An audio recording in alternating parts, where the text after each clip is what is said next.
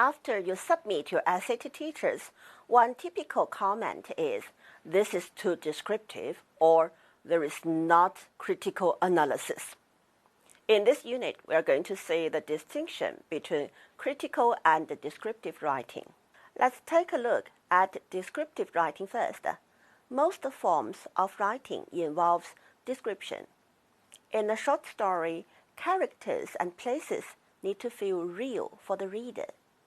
Description of events, feelings, and atmosphere helps to achieve this. In providing only description, you are presenting but not transforming information. You are reporting ideas but not taking them forward in any way. For instance, when you talk about food, you describe the taste, shape, texture, ingredients, and so on. This kind of information can be easily gained with your senses.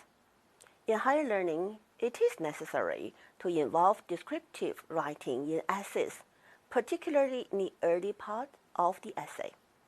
They help set the background that the argument can be developed. However, if you only use descriptive writing in the assignments, the tutor will give few marks. Another caution in place is that it is easy to use many words from your word limit. Simply providing description, then the essence of the essay will not be fully developed. A useful habit to get into is to make sure that if you describe some evidence relevant to your argument, you need then to explain to the reader why it is relevant. The logic of your explanation contributes to the critical components of your writing. With critical writing, you are participating in the academic debate. For instance, when you talk about food, you need to discuss the attitude toward fast food, or argue that people should minimize the amount of carbohydrates intake. This is more challenging and risky.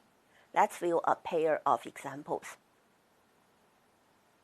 Carl Rogers' theory of a person-centered approach focuses on the freedom of the individual to determine what values should be used to measure successful personal outcomes or benefit.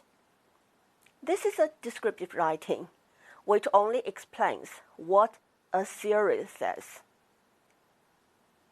The second example, Carl Rogers' theory of a person-centered approach is particularly suitable for social workers wanting to work with a client group with diverse needs because it allows the client to determine what values should be used to measure successful outcomes rather than those externally determined by, for example, the service, state, or dominant culture in society.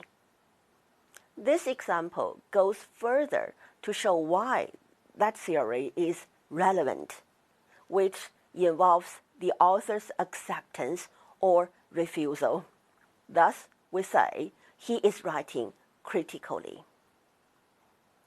In critical writing, you need to weigh up the evidence and arguments of others and to contribute your own. You will need to make a clear and confident refusal to accept the conclusions of other writers without evaluating the arguments and evidence that they provide.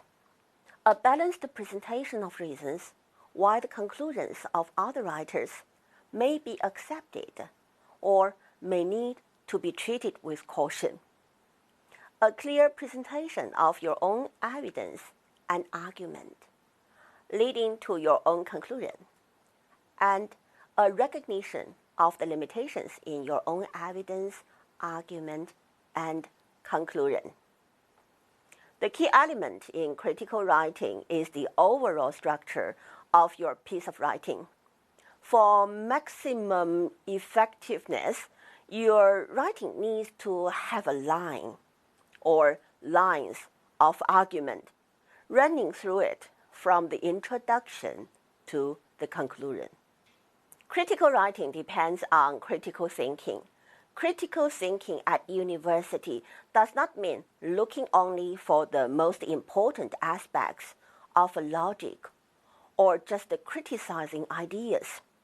It is also about not accepting what you read or hear at face value, but always questioning the information, ideas, and arguments you find in your studies. Let's recap. In this unit, we look at descriptive and critical writing. What you need to remember is, while a certain amount of description is necessary to set the context of your analysis, the main characteristic of academic writing is its critical element.